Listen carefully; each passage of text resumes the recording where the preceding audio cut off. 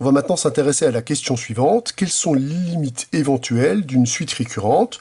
Donc on suppose qu'on a un intervalle stable par f, la condition initiale est dans cet intervalle stable, donc on sait déjà que la suite est bien définie, elle est à valeur dans l'ensemble S. Qu'est-ce qu'on pourrait dire des limites éventuelles de cette suite? Alors pour pouvoir dire des choses intéressantes sur ces limites, on va déjà supposer que la suite UN est convergente vers une limite que je vais appeler L, où L est un nombre réel. Et pour récupérer des informations sur cette limite, je vais essayer de faire des passages à la limite. Donc la nouvelle question, c'est dans quel genre de relation on peut effectuer des passages à la limite, dans les seules relations que l'on a qui sont valables pour tout entier naturel n. Or ici, la relation qu'on a qui est valable pour tout n, c'est ce qui définit la suite UN.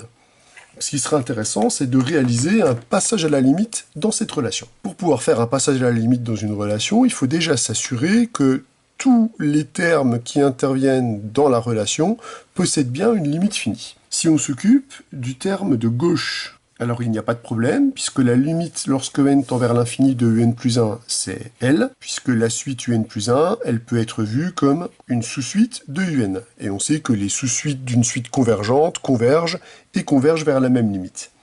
Maintenant, on va s'intéresser à l'autre membre, le membre de droite. Et pour ça, je vais mettre une hypothèse supplémentaire sur la fonction f. Je vais supposer que la fonction f est continue au point L. Je vous rappelle que la continuité, par définition, c'est dire que la limite lorsque x tend vers L de f de x est égale à f de L. Donc cette continuité me permet de passer à la limite dans la fonction, ou si vous préférez, d'échanger le symbole limite avec f. Or ici, comme la suite UN est une suite qui converge vers L, si on compose les limites, on peut donc dire que la limite lorsque n tend vers plus l'infini de f de un va être égal à par continuité de f en L à f de la limite lorsque n tend vers plus l'infini de un, c'est-à-dire va être égal à f de L. C'est à ce moment précis qu'on utilise la continuité de f en L. Il ne me reste plus qu'à utiliser ma propriété d'unicité. On a ici deux suites qui sont égales, on a réussi à calculer leurs limites séparément, mais comme la limite d'une suite est unique, par unicité de la limite, on récupère donc que f de L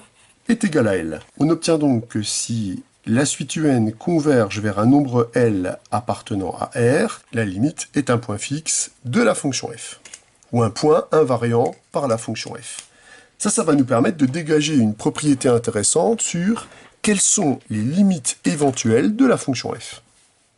On va donc citer la propriété en se plaçant avec les hypothèses suivantes. Je prends U0, un élément dans l'ensemble S, UN plus 1 est égal à f de UN. Donc on a une suite récurrente d'ordre 1. Je vais supposer que l'ensemble S est stable par la fonction f, ce qui me garantit que la suite est bien définie et elle est à valeur dans l'ensemble S.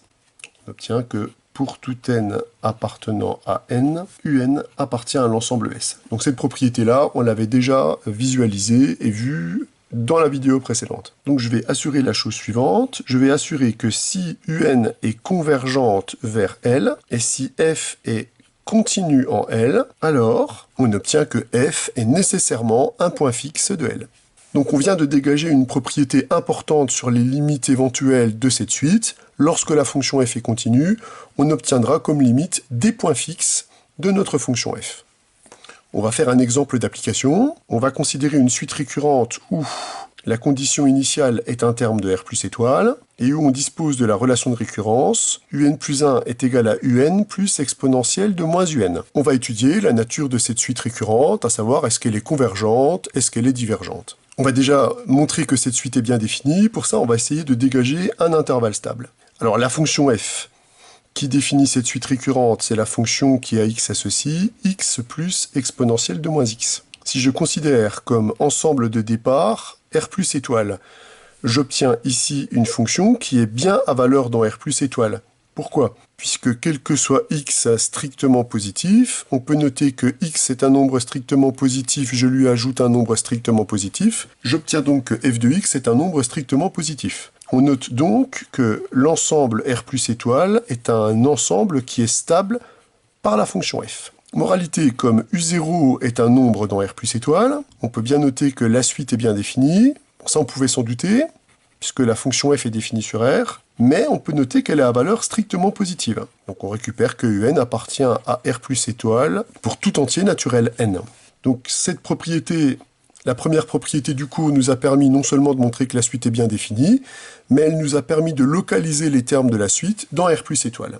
Ensuite, maintenant qu'on sait que la suite est bien définie, on va regarder quelles sont les limites éventuelles. On va tout de suite appliquer la propriété en jeu. On sait que la fonction f, elle est continue absolument partout. Donc, si la suite un est convergente vers un nombre L, un nombre qui sera réel, alors a priori il sera que dans R+, puisque quand on passe à la limite dans les inégalités, on ne peut converger que vers un nombre positif ou nul, puisqu'à la limite les inégalités s'élargissent. Donc comme la fonction f est continue, si la suite est convergente vers L, on a nécessairement, c'est la propriété qu'on a juste citée au-dessus, f de L est égal à L. Donc les limites éventuelles de cette suite sont nécessairement des points fixes de la fonction f. Or, si vous résolvez l'équation f de L est égal à L, cette équation elle est équivalente à L plus exponentielle de moins L est égal à L, qui elle-même est équivalente à exponentielle de moins L est égal à 0. Or, on sait que cette équation ne possède pas de solution dans R. La fonction f est donc sans point fixe. On en déduit donc que la suite un est nécessairement divergente, puisqu'on sait qu'une suite un qui converge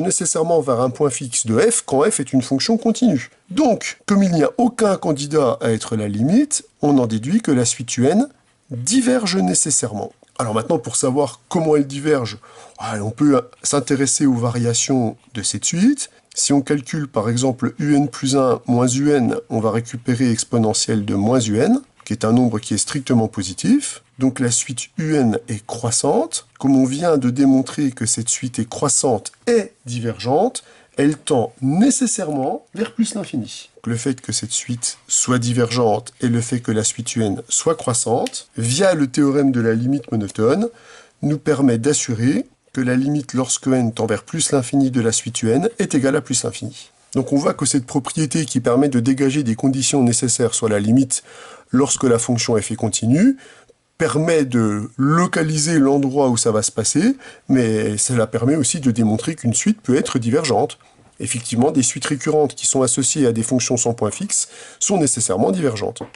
Pour illustrer la divergence de cette suite, on va voir qu'on peut représenter géométriquement les termes de la suite un. Alors si je considère la fonction f qui est associée à cette suite récurrente, on a vu que c'était la fonction qui à x associe x plus exponentielle de moins x. Cette fonction est strictement croissante sur R+, puisque la fonction f est dérivable sur R+, et sa dérivée c'est 1 moins exponentielle de moins x, qui est un terme qui est positif ou nul, mais qui s'annule seulement en 0. La fonction f croît donc strictement, et on dispose du fait que f de x est strictement plus grand que x pour tout x strictement positif. Un élément supplémentaire pour pouvoir construire le graphe simplement, c'est de constater que la limite lorsque x tend vers plus l'infini de f de x moins x va être égale à 0, puisque c'est la limite de exponentielle de moins x en plus l'infini. Donc on peut noter que le graphe va avoir l'allure suivante. Lorsqu'on évalue f en 0, on obtient que f de 0 est égal à 1. Et donc le graphe va venir longer sa droite asymptote, qui est la droite d'équation y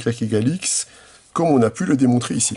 Alors pour pouvoir construire les différents termes de la suite, imaginons qu'on ait une condition initiale U0 qui se trouve sur l'axe des abscisses. Pour aller calculer U1, qu'est-ce qu'on va faire? Donc on va aller chercher U1 en calculant l'image de U0 par l'application F tout naturellement. Et pour pouvoir calculer U2, il nous faut répercuter le terme U1 sur l'axe des abscisses.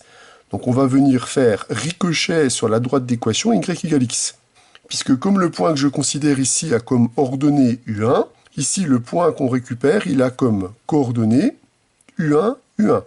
Donc si on veut le terme U1 sur l'axe des abscisses, on peut l'avoir simplement en considérant ce point sur la première bisectrice. Pour calculer U2, il suffit de calculer F de U1. Pour récupérer U2 sur l'axe des abscisses, on n'a qu'à faire un ricochet sur la première bisectrice.